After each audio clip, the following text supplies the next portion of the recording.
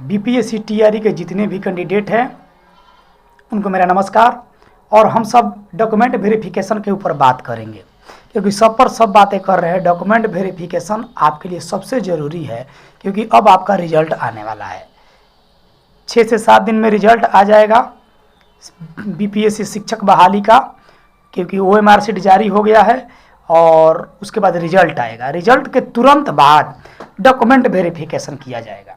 तो आप लोग अपना अपना डॉक्यूमेंट सरिया लीजिए और देख लीजिए कि कहीं स्पेलिंग मिस्टेक हो, इसको भी देख लीजिए।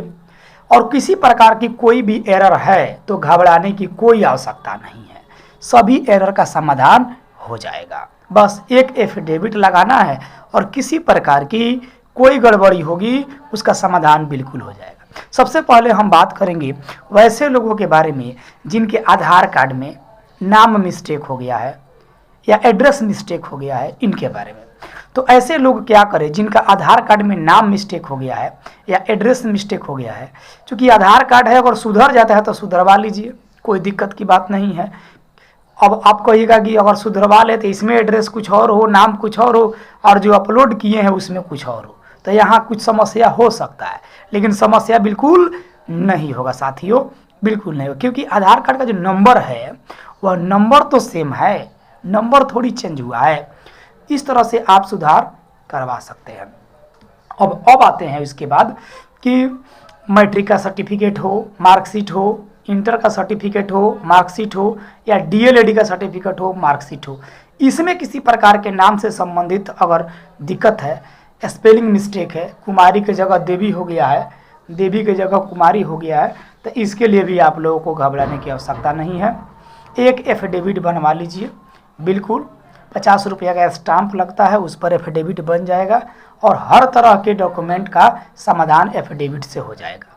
तो यह आपका चिंता एकदम नहीं होना चाहिए। इसके बाद बात करते हैं कि सीटेट या बीटेट में अगर कोई गड़बड़ी है, उस सर्टिफिकेट में, प्रमाण पत्र में कोई गड़बड़ी है तो क्या करें। तो साथियों इसके लिए भी घबराने की कोई आवश्यकता नहीं है, क्योंकि सीटेट बीटेट का तो इतना जल्दी सुधर नहीं सकता, तो आप उसके लिए कोई सुधार का काम नहीं भी कर सकते हैं। हाँ, इसके लिए भी एक एफिडेविट बनवा लीजिएगा और फिर ये क्लियर हो जाएगा। और एक सवाल आता है बहुत सारा, दक्षता और पात्रता का। तो दक्षता और पात्रता वाले भाई ध्यान देंगे, उनको भी घबराने की आवश्यकता बिल्कुल नहीं है। आप लोग भी बिल्कुल एकदम, अगर कहीं ऑप्शन दे देता है बीपीएससी, चेयरमैन अतुल साहब बहुत महान आदमी है, इतना अच्छा मतलब सुधार करने का मौका दिए अभ्यर्थियों के लिए, उनको इसके लिए धन्यवाद। तो अगर कहीं मौका मिल जाता है सुधार करने का तो ठीक है, और नहीं मिलता है तो उसके लिए एफिडेविट बनवा लीजिए। एफिडेविट क्या होता है? अब आपका सवाल होगा कि एफिडेविट क्या होता है, इससे क्या होगा? हर सवाल का जवाब एफिडेविट क्यों है? तो एफिडेविट एक प्रकार का शपथ पत्र है जिसमें एक सरकारी कागज़ होता है, ठीक है, कोर्ट से निकलता है, नोटरी से भी निकलता है। तो इस सरकारी कागज़ है, इसका मतलब ये है कि जितने भी डॉक्यूमेंट्स हम लोड किए हैं या हम दिखा रहे हैं, इसमें किसी भी प्रकार की कोई भी त्रुटि है उसके जिम्मेवार स्वयं हम हैं।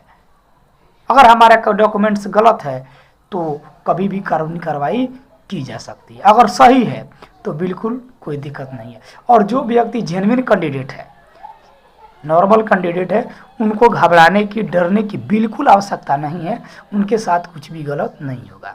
अगर किसी डॉक्यूमेंट्स को आप वहाँ जब डॉक्यूमेंट वेरिफिकेशन में जाएंगे, टीवी में जाएंगे, तो वहाँ पर आपसे पूछा जाएगा कि ये डॉक्यूमेंट्स दिखाइए, आप दिखाइएगा। अगर वहाँ कोई त्रुटि है, अगर आपने सुधार करवा लिया है तो उसको दिखा दीजिएगा कि ये सुधार करवा लिया, एफिडेविट रहेगा वो भी लगा दीजिएगा, हो जाएगा। अगर नहीं सुधार हुआ तो भी वहाँ पर समय दिया जाता है कि आपको इसके लिए 2 महीना, 4 महीना, कभी कभी 6 महीना का भी समय दिया जाता है कि आप इसे सुधार कर लगा दीजिए। तो आप लोग इसे आराम से लगा दीजिएगा, कोई दिक्कत की बात नहीं है।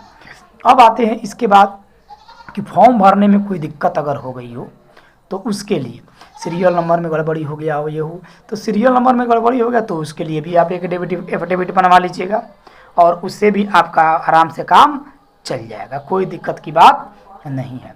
अब आते हैं बीपीएससी में कट ऑफ की ओर। बहुत सारे लोग कट ऑफ बता रहे हैं, लेकिन ओरिजिनल कट ऑफ कोई नहीं जानता।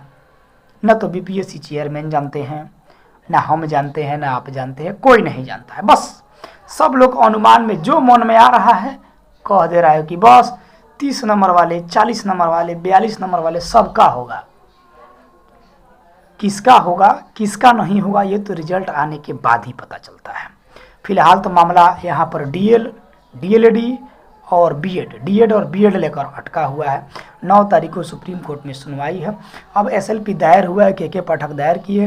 अब वहाँ से जब वो आते हैं तब पता, मतलब सुनवाई जब हो जाएगा तब पता चलेगा कि क्या हुआ, बीएड को अंदर रखते हैं या बीएड को बाहर करते हैं।